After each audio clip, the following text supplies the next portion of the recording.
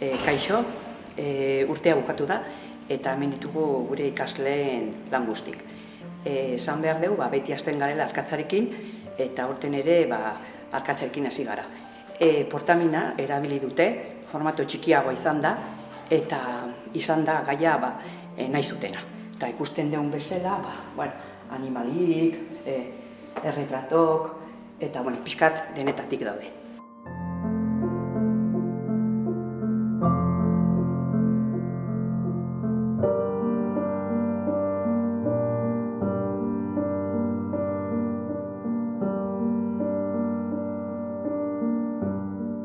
Gero, jarraian, esan genion egiteko plumillarekin, tinta txina, sepia izan da, eta baita gaia libre izan da, eta bertan ikusten dugu etxek eta gehien bat etxek erabili dutela, arbolak eta ateek, eta bar.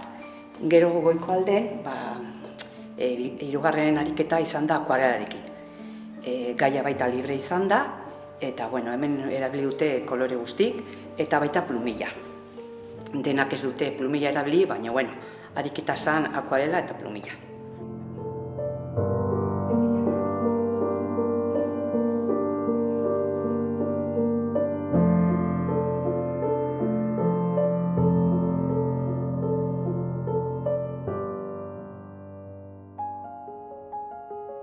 Ikusten dezutenez, jarraitzeko hemen lan asko egin dute aurten ere, eta ikusten dezute, margoakin hasteko beti ariketa bat proposatzen diegu, eta aurten izan da akrilikoakin testurak jorratuz, baita sartu diogu espatulakin lan egitea edo. Hasieran oso arraro edo egiten zitzaian, baina, nik uste dut oso lan politiak atera diala, eta ikusten dezutenez baita kuadro bakoitzak kolore bakarra du. Hori ere ariketan parte zan, pixka bat beraiek ikusteko beti ez dagoela koloreekin edo errealitatea dan koloreekin lan egin beharrik, baizik eta beste gauza batzukin ere gauza oso politiak gera daitezkela. Eta, ikuste daiteke, hainbat gauza daude, paisai asko, batez ere, animaliak, loreak ere bai, pixka bat denetik. Eta nire ustez oso ikusgarri gelditzen dira, oso politiak.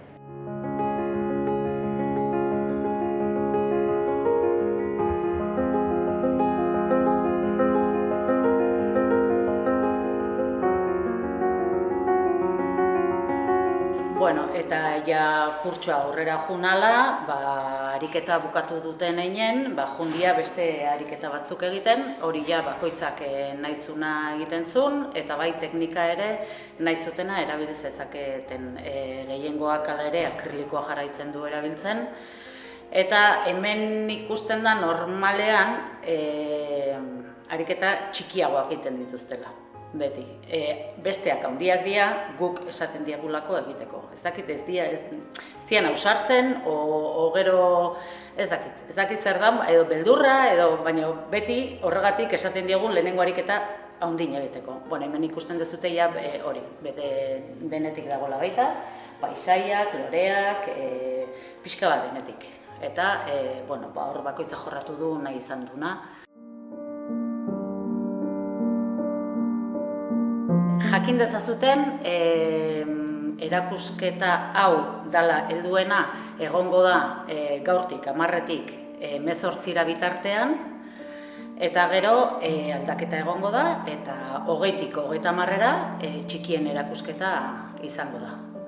Baita jakin, oraintxe bertan, uztailerako ikastarorako matrikula irikia daukagula eta jendea animatzeko etortzeko eta erakusketa ikustera ere bai, noski.